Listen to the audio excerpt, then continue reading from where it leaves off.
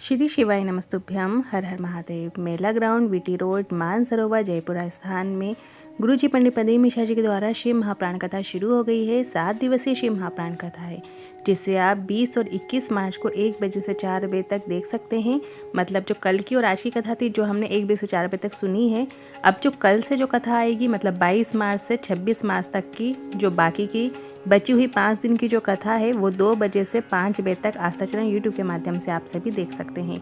मतलब कल जो 22 मार्च की कथा टीवी पर आएगी या आप यूट्यूब पे देखते हैं तो वो आपको 2 बजे से 5 बजे तक सुनने को मिलेगी। आज दूसरे दिन की कथा में गुरुजी ने शावर मंत्र के बारे में बताया है। शावर मंत्र क्या होता है, जिसको सुनने से शिव तुरंत अतिशीघ्र प्रसन्न हो जाते हैं। क्या होता है ये आज की इस वीडियो में आपको देखने को मिलेगा, जानने को मिलेगा।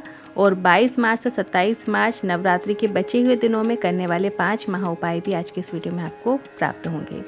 कैसे उपाय करना है, सभी उपाय की जानकारी आपको इसी वीडियो के माध्यम से प्राप्त होगी। किसी कारणवश यदि आपने आज की कथा नहीं सुन पाए हैं तो पूरी कथा का रास्ता आपको इस छोटे से वीडियो से प्राप्त होगा।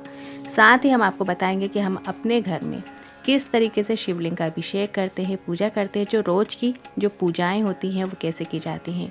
यदि आप रोज़ पार्थिव शिवलिंग का निर्माण करना चाहते हैं तो वो कैसे करते हैं, ये भी आज की इस वीडियो में आपको देखने को मिलेगा। तो बढ़ते हैं आज की कथा की पहली जानकारी की ओर।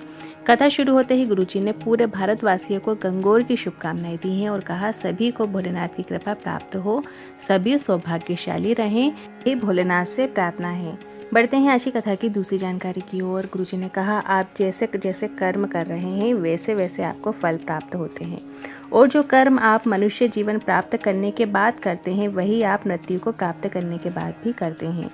बढ़ते हैं आज की कथा की तीसरी जानकारी की ओर। कई लोग कहते हैं घर छोड़ दो, ईश्वर मिल जाएंगे, आपको भगवान मिल जाएंगे। तो शिव महाप्राण की कथा कहती है आप अपने अंदर का अहम त्याग दो, आपको ईश्वर मिल जाएंगे। बढ़ते हैं आज की कथा की चौथी जानकारी की ओर। सतयुग में भक्तों की कीमत बड़ी थी, त्रेता युग में भले आदमी की कीमत बड़ी थी, और द्वापर युग में भक्ति की कीमत बड़ी, और कलयुग में भ्रष्ट लोगों की कीमत है। बढ़ते हैं आज की कथा की पांचवी जानकारी की ओर। कलयुग में तपस्या कम हो गई, समस्या ज़्यादा हो गई। वेद व्यास जी ने शिव महाप्राण में इसलिए लिखा है कि सारी समस्या का हल एक लोटा जल है। रोज शंकर पे एक जल चढ़ाओ, सारी समस्या का हल आपको खुद ब खुद प्राप्त होता रहेगा। बढ़ते हैं आज की कथा की छठवीं जानकारी की ओर। लक्ष्मी जी पत्र लेकर आई, लिखती हैं हम लोग ईंट के भट्टे में काम करते थे, बच्चे की पढ़ाई ईंट ढो ढोकर हमने कराई। बेटा भी ईंट धोने लगा हमारे साथ, हमने कहा बेटा पढ़ाई में ध्यान दो। बेटा बोला क्या मेरी सरकारी नौकरी लग सकती है, तो मैंने कहा हाँ मेहनत करो, और आपकी कथा सुनने को कहा। आज मेरा बेटा फरीदाबाद में एसडीओ के पद पर नियुक्त हो गया है, उसी का आभार व्यक्त करने आए हैं। कितना गर्व हुआ होगा उन माता पिता को कि उनका बेटा इस पद पर प्राप्त हुआ है। ईंट धोने का जो काम करते थे उसने अपने माता पिता को सुख दिया है। बढ़ते हैं आज की कथा की सातवीं जानकारी की ओर। शावर मंत्र क्या होता है। शावर मंत्र गुरुजी ने बताया कि शिव जी के द्वारा ये मंत्र प्रकट है। गुरुजी ने कहा दुनिया के लोगों को मंत्र याद नहीं रहेंगे, तपस्या याद नहीं रहेगी, कैसे मंत्र पढ़े जाते हैं, कैसा उच्चारण होता है, तपस्या याद नहीं रहेगी। तो भोलेनाथ ने शावर मंत्र प्रकट किया, तो वो ये है जब भी आप भोलेनाथ के शिवलिंग के पास बैठकर जो भी गुनगुनाओगे, जो भी अपने मन की बात कहोगे, गुनगुनाओगे शिव जी के लिए, वो शावर मंत्र बन जाएगा और भोलेनाथ आप पर प्रसन्न हो जाते हैं। शावर मंत्र आप गूगल पे भी सर्च करके समझ सकते हैं कि क्या होता है। शावर मंत्र एक कोई वैदिक मंत्र नहीं, शावर मंत्र वो है जो आप भोलेनाथ से प्रसन्नता के साथ गुनगुनाते रहते हैं, मन ही मन उच्चारण करते रहते हैं, वो शावर मंत्र होता है। और उससे देवादिदेव महादेव अति शीघ्र प्रसन्न होते हैं, बहुत शीघ्र जल्दी ही प्रसन्न होने वाला ये जो मंत्र होता है वो शावर मंत्र कहलाता है। बढ़ते हैं अगली आठवीं जानकारी की ओर। सरोज देवी जी पत्र लेकर आई, लिखती हैं आपकी कथा 4 पंडाल में सुनी, मेरी बेटी का नीट का एग्ज़ाम क्लियर हो गया, यही प्रार्थना थी। आपकी कथा सत्य कहती है, जो मांगो वो देती है। मेरी बेटी को 1 से नहीं 2 गवर्नमेंट कॉलेज से लेटर आया और बेटी MBBS की पढ़ाई कर रही थी, उसी का आभार व्यक्त करने आए हैं। बढ़ते हैं आज की कथा की 9वीं जानकारी की ओर। छोटू कबाड़ जी पत्र लेकर आए, लिखते हैं पोते के हाथ में गठान हो गई तो वो रोज जल चढ़ाता और जल को अपने हाथ में लगाना उसने प्रारंभ किया, और जो उसकी गठान हाथ में हो गई थी वो भी गलना प्रारंभ हो गई और उसकी गठान ठीक हो गई है। बेटे ने भी पढ़ाई शुरू की, जल चढ़ाना शुरू किया, बेटी की भी नौकरी लग गई है, उसी का आभार व्यक्त करने आए हैं। बढ़ते हैं अगली 10वीं जानकारी की ओर। गुरुजी ने कहा 2 चीज़ें हैं, वरदान और आशीर्वाद। दोनों में ज़मीन आसमान का अंतर होता है। वरदान ऋषि तपस्या करने वाले और सुर असुर सभी को मिल जाता है। वरदान जो होता है कि तपस्या करते हैं और वो जो अपने मन की इच्छा होती है वो देवादेव महादेव से या जिस भी भगवान की भक्ति करते हैं उनसे उनको प्राप्त हो जाती थी। और आशीर्वाद क्या होता है? आशीर्वाद आपको आपके गुरु, माता और पिता से प्राप्त होता है और अच्छे कर्मों से प्राप्त होता है। अगर आप कोई अच्छा कार्य करते हैं, माता पिता प्रसन्न होते हैं तो वो अपने दिल से आपको आशीर्वाद प्रदान करते हैं। बढ़ते हैं अगली 11वीं जानकारी की ओर। शंकर भगवान के शिवलिंग में माताएं मुख देखने का प्रयास करती हैं। गुरुजी ने आज की कथा में कहा है कि जहाँ पे मुख बना होता है वही शंकर जी वहाँ पे विराजमान है। बल्कि भोलेनाथ के 5 मुख होते हैं, चारों ओर, चारों दिशाओं में मुख हैं। मतलब जब आप शिवलिंग पे जल चढ़ाते तो आप सोचते हो कि यहाँ पे मुख बना हुआ तो यहीं से जल चढ़ाएं, या उत्तर मुखी होकर भी आप जल चढ़ाते हैं, पर मुख देखने की हमें आदत होती है। तो गुरुजी ने कहा है आप जिस ओर से भी चावल के दाने जैसे ऊपर नहीं भी चढ़ा पाते हैं, जैसे कई पुष्प होते हैं जो ऊपर नहीं चढ़ा पाते, हम वहीं भोलेनाथ की शिवलिंग के सामने नीचे साइड जब हम रख देते हैं तो वो किसी भी साइड यदि आप रखेंगे तो वो उनको प्राप्त हो जाता है। क्योंकि भोले बाबा के 5 मुख हैं, चारों दिशाओं की ओर मुख है और एक मुख जो होता है वो ऊपर की ओर होता है। तो शिवलिंग के पास बैठे हैं तो शिव आपको देख रहे हैं, भले ही आप कहीं से भी किसी भी दिशा में आप बैठे हो और आप कुछ भी चीज़ अर्पित कर रहे हो वो उन्हें प्राप्त होता है। क्योंकि हमारे जो भोलेनाथ हैं वो पंचमुख हैं, 5 मुख हैं उनके। हम धतूरा भी जैसे शिवलिंग के ऊपर अर्पित करना चाहते हैं तो कई बार कहीं नीचे साइड में जो जलाधारी होती है वहाँ पे भी हम रख देते हैं। पुष्प की पत्तियाँ होती हैं ऊपर साइड, कभी नीचे साइड, कभी राइट साइड, कहीं पे भी हम रख देते हैं तो वो उन्हें प्राप्त होता ही। ऐसा नहीं कि जब आप ऊपर चढ़ाएं तभी उन्हें प्राप्त हो। कहते हैं आज की कथा की 12वीं जानकारी की ओर। सपना जी पत्र लेकर आए, लिखती हैं मेरे पति की मृत्यु 2022 में हो गई थी। मेरे 2 बच्चे हैं, मेरी उम्र 38 वर्ष है। कैसे भरण पोषण होगा? मैं खूब रोती थी। ननन से बोली कैसे चलेगा? ननन ने आपकी कथा सुनने को कहा। आपकी कथा पंडाल में बैठकर कथा सुनी और ऐसा मनोबल बढ़ा कि 20 साल बाद मैंने 10वीं की परीक्षा दी और भोलेनाथ ने ऐसी कृपा करी कि मेरी जो है सरकारी नौकरी भी लग गई।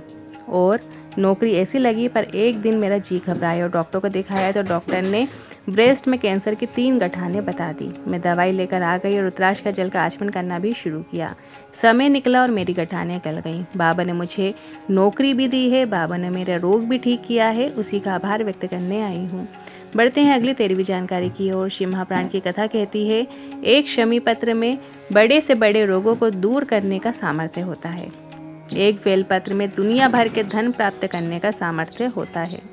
एक दूर्वा में कलेश मिटाने का सामर्थ्य होता है। एक चावल के दाने में जमीन के जो वास्तु दोष हैं और जमीन से जुड़ी जो समस्याएं हैं उन्हें दूर करने का सामर्थ्य होता है।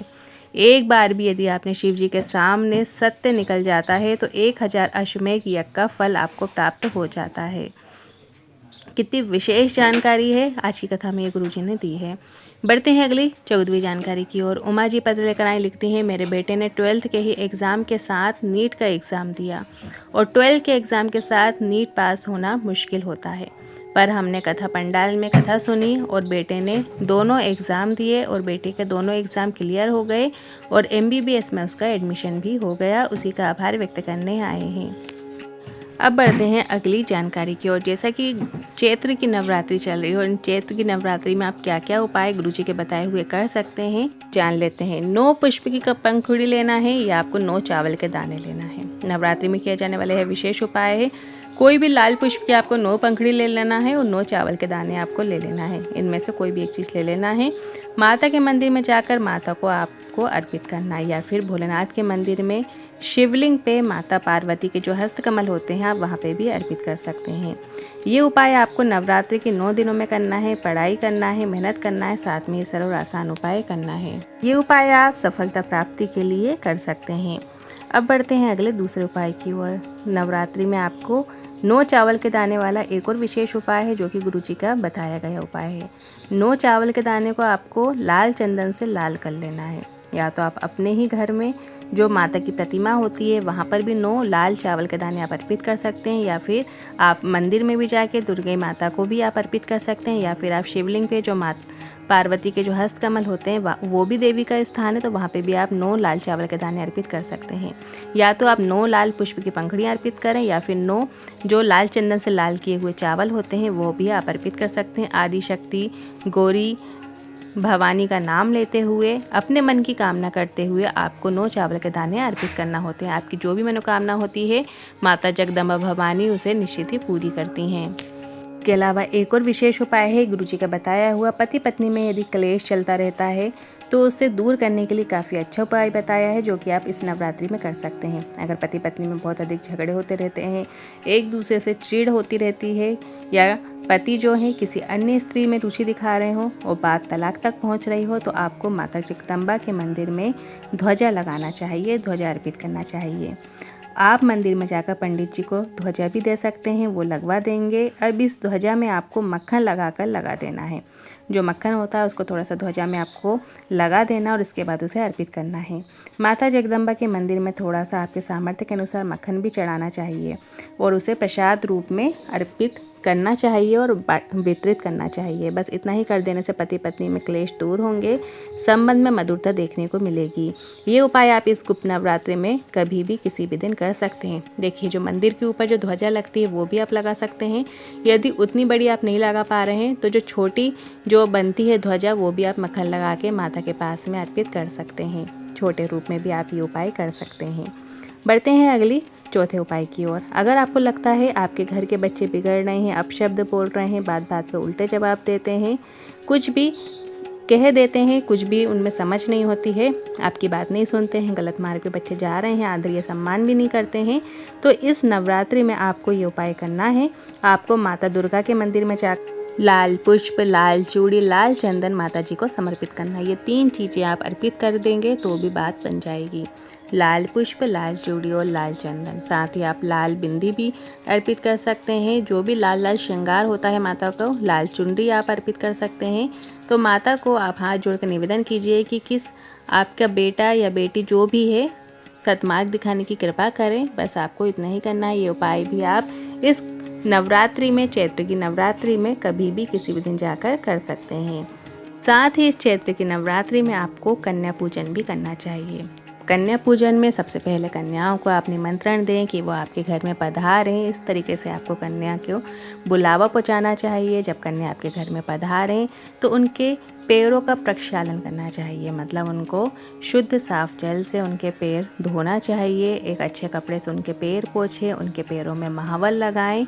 महावर लगाने के बाद उनको लाल वस्त्र उड़ाएं, लाल चुन्नी उड़ाएं, बिंदी लगाएं, उन्हें जो रोली कुमकुम की बिंदी होती है वो लगाएं। उन्हें फिर भोजन कराएं, उन्हें उपहार दें जिससे वो प्रसन्न हो, और जाते जाते उनको थोड़ा सा फल भी ज़रूर प्रदान करें। ऐसा करने से भी माता आप पे प्रसन्न होती है और आपके परिवार पे कृपा बना के रखती हैं और आपके जो भंडार हैं वो सदैव भरे रहते हैं। अब जान लेते हैं गुरुजी की जो आगामी कथाएं हैं उनकी जानकारी। इस कथा के बाद गुरुजी की जो अगली शिव महाप्राण कथा है वो 30 मार्च से 5 मार्च आर्नी यवतमाल महाराष्ट्र में होने जा रही है। फिर 8 अप्रैल से 14 अप्रैल भीलवाड़ा राजस्थान में होगी। फिर 17 अप्रैल से 23 अप्रैल दिल्ली में शिव महाप्राण कथा होगी।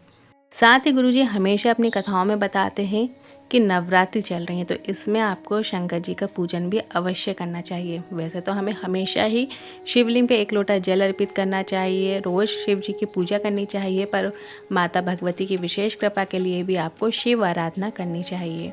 अगर आप कहीं मंदिर नहीं जा पा रहे हैं तो आप अपने ही घर के गमले में भी पार्थिव शिवलिंग का निर्माण कर सकते हैं।